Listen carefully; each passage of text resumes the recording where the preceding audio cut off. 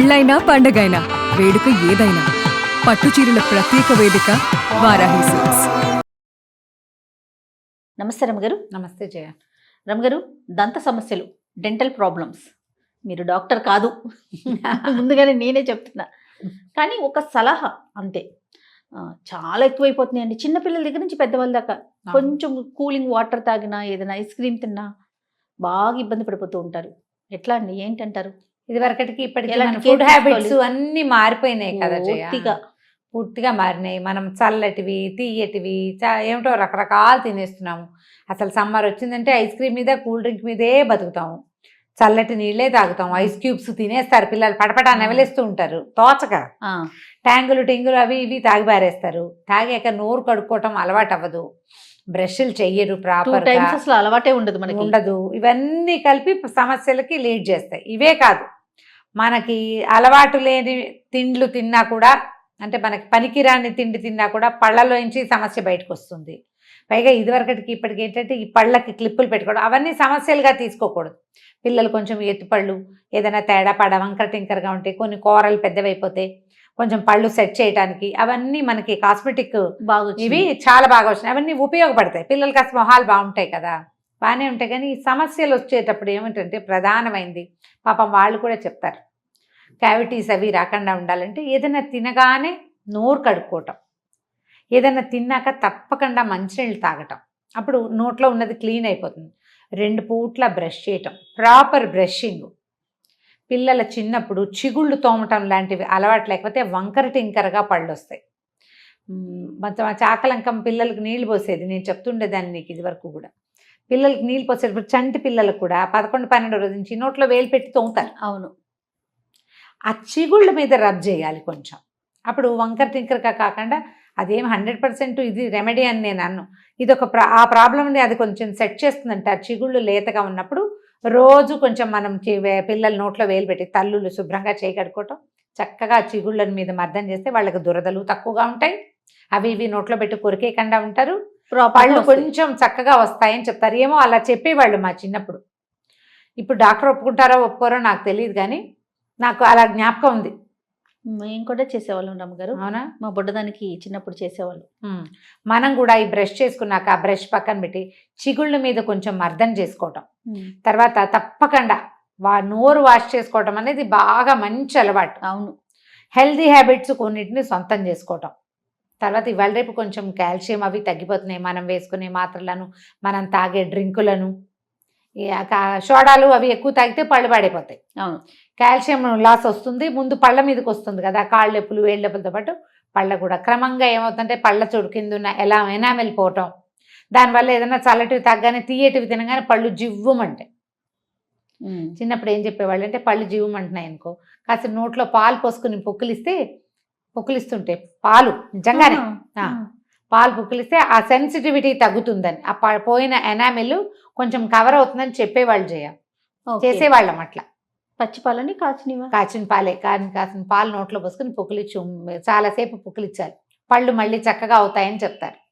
మనకు ఆయుర్వేదంలో బోల్డ్ అని చెప్తారు. జామాకులు కషాయం పుక్కిలించండి, తర్వాత లవంగాల కషాయం అని, తర్వాత ఏమో మన యూకలిప్టస్ ఆయిల్ కాదు, లవంగ నూనెని వాడుకోమని బోల్డ్ అని చెప్తారు. అవన్నీ ఎక్కడ చేస్తాం మనం? బ్రష్ కొనుక్కుంటాం, పేస్ట్ కొనుక్కుంటాం కదా. ఈ బ్రష్ల్ని ఎలా పడితే అలా వంగిపోయిన వాటిని వాడకుండా ప్రతి నెల 15 రోజులకి తప్పకుండా బ్రష్లు మార్చుకోండి. బ్రష్ల వల్ల కూడా ఓరల్ హెల్త్ పాడవుతుందని చెప్తారు. పూర్వం కచ్చికతో పళ్ళు తోముకుంటే, ఉప్పుతోటి పళ్ళు తోముకుంటే పళ్ళు గీతలు పడిపోతాయి, ఎనామిల్ పోతుంది అని చెప్పి పేస్ట్లు ప్రవేశపెట్టారు మన జీవితాల్లోకి. మెత్తటి తెల్లటి పొడి, మా చిన్నప్పుడు అది వచ్చేది తెల్ల పొడి. టూత్ పేస్ట్ కంటే ముందు పొడి ఉండేది, అంతకుముందేమో ఎర్ర పొడి ఉండేది. బజార్లో వచ్చినవే నల్లటి కచ్చికల పొడి, బొగ్గు పొడి మంచిది కాదని ఎర్ర పొడి ప్రవేశపెట్టారు. ఎర్ర పొడి తర్వాత తెల్లటి మెత్తటి ఫేస్ పౌడర్ లాంటి టూత్ పౌడర్ వచ్చేది. పౌడర్ తర్వాత పేస్ట్ వచ్చింది. ఇప్పుడు మీ పేస్ట్లో ఉప్పు ఉందా, ఆవకాయిందా, మాగైందా అని కనుక్కుంటున్నారు. ఆ ఉప్పు ఆవకాయ మాగైతే తోకునే వాళ్ళని చిన్నప్పుడు. ఇప్పుడు మళ్ళీ అవే నల్లటి పేస్ట్లు వస్తున్నాయి రమ్మగారు. వస్తాయి. ఉప్పు ఉందా, మీ దాంట్లో బొగ్గుందా, ఉండాలి, కచ్చిక ఉండాలని. కచ్చికతో పళ్ళు తోముకున్న మాగా ముస్సీలి మా అమ్మలు, మా దగ్గర ఉన్న వాళ్ళ పళ్ళు శుభ్రంగా ఉన్నాయి, శుభ్రంగా ఉన్నాయి. పేస్టులతో తోముకున్న మాబోటి ఏజ్ వాళ్ళందరికీ 70s 60s కిడ్స్ అందరు పళ్ళు పాడైపోయినాయి. అవును అవును 60-70లో పుట్టిన వాళ్ళందరూ పళ్ళు పాడైన వాళ్ళే. ఇంకా 50లో పుట్టిన వాళ్ళు ఇంకా ఉన్నవాళ్ళు ఉన్నారు కదా, చాలా కాలం కచ్చికతోటి పళ్ళు తోముకున్న వాళ్ళు. ఇటీవల కాలంలో మనం ప్రవేశపెట్టిన పేస్ట్ల వల్లే చెడిపోయారు కానీ వాళ్ళు, అవును లేకపోతే జామని ఉంటారు హాయిగాను. ఉమ్. ఆయుర్వేద సలహాలని పాటించండి పళ్ళ విషయంలో. డెంటిస్ట్ని తప్పకుండా చూడాలి. పిల్లల పళ్ళు వంకరగా ఉంటే, బాగా పెద్దవాళ్ళు 20-25 ఏళ్ళు వచ్చాక, నేను 25 ఏళ్ళు వచ్చాక క్లిప్పులు వేయించుకునే పిల్లలు కూడా చూసాను కొంతమందిని. ఉమ్. మా వాడి స్కూల్లో అమ్మ సెట్ అవుతాయి అంటారు రమ్మగారు. టైం తీసుకుంటుంది. ఇప్పుడు వచ్చినాయి కదా కాస్మో డాంటిస్ట్రీ, అలాంటిది ఏంటో పేరు గుర్తు రావట్లేదు, అలాంటిదే ఒకటి. చాలా మంచి ప్రోగ్రామ్స్ వచ్చినాయి దాంట్లో కూడా. అప్పుడు ఇలాంటివి ఓకే, తీరి కూర్చుని సమస్యలు ఎందుకు తెచ్చుకోవాలి మనం? అవును వెంటనే కన్సల్ట్ అయితే బాగుంటుంది. చేసుకోవాలి కదా. చిన్న చిన్న పిల్లలకే దంత సమస్యలు కానీ ఉంటాయి. పాపం ఏం పళ్ళు తింటారు? వంకరగా ఉంటే ఫేస్ లుక్కే చేంజ్ అయిపోతుంది చేంజ్ రమ్మగారు. అయిపోతుంది. వంకరగా పూర్తిగా. ఉంటాయి, ఎత్తు పళ్ళు ఉంటాయి, దూరంగా ఉంటాయి, ఉమ్. గ్యాప్స్ ఉంటాయి పళ్ళల్లో, పిల్లల మొహాలు బాగుండవు. దానికి ఏదైనా సెట్ చేసామనుకో అవకాశాలు ఉన్నాయి కదా. పెద్దయ్యాక కాకుండా కొంచెం చిన్నప్పుడే ఒకసారి డాక్టర్ని చూస్తే కాస్త దాన్ని ఏదో సెట్టింగ్ ఎర్లీ ఏజ్లో చక్కగా నీట్గా కూడా అవుతుంది. మంచి డెంటల్ సర్జన్ ఎవరినైనా చూడండి, డెంటిస్ట్ని చూస్తే వాళ్ళే ఐడియా ఇస్తారు. పెద్దయ్యాక దంత సమస్యలు రాకుండా తక్కువగా ఉండాలంటే ప్రధానంగా 2 times బ్రషింగ్. బ్రష్ చేంజ్ చేయటం. బ్రష్ చేంజ్ చేసుకోవటం, ఏం తిన్నా నోరు వాష్ చేసుకోవటం. పిల్లలు చాక్లెట్లు తిని అవి తిని ఇవి తిని నిద్రపోతారు, నిద్రపోనివ్వదు. పళ్ళల్లో క్యావిటీస్ వస్తే పళ్ళ సమస్యలు పెరిగిన కొందికి పిల్లలకి ఆహారం వంట పట్టకుండా పోతుంది. అవును కదా.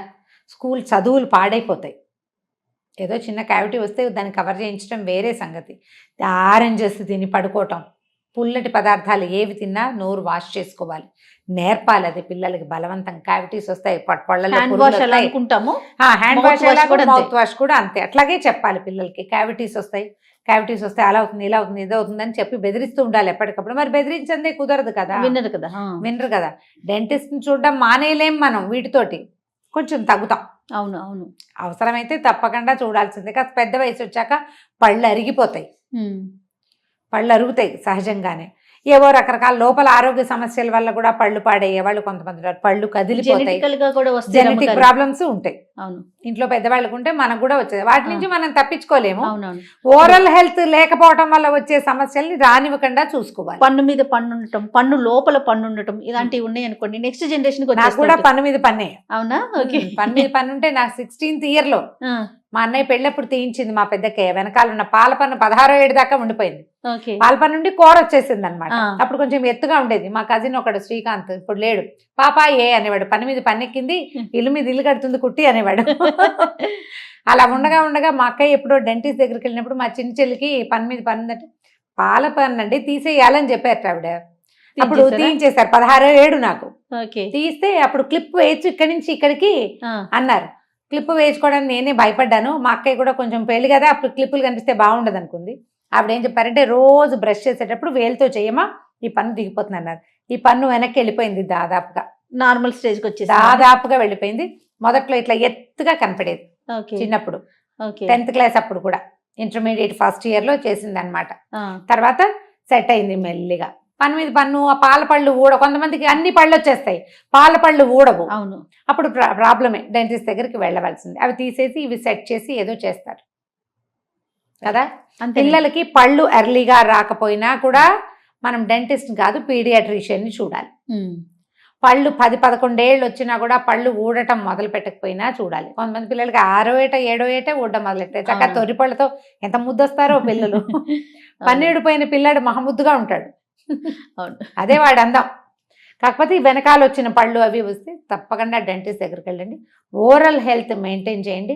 ఎందుకంటే నోరే మన పొట్టకి దారి, అంతే, అదే మన ఆరోగ్యానికి రహదారి. కాబట్టి జాగ్రత్తగా చేయండి. డాక్టర్ సలహా తప్పకుండా తీసుకోండి.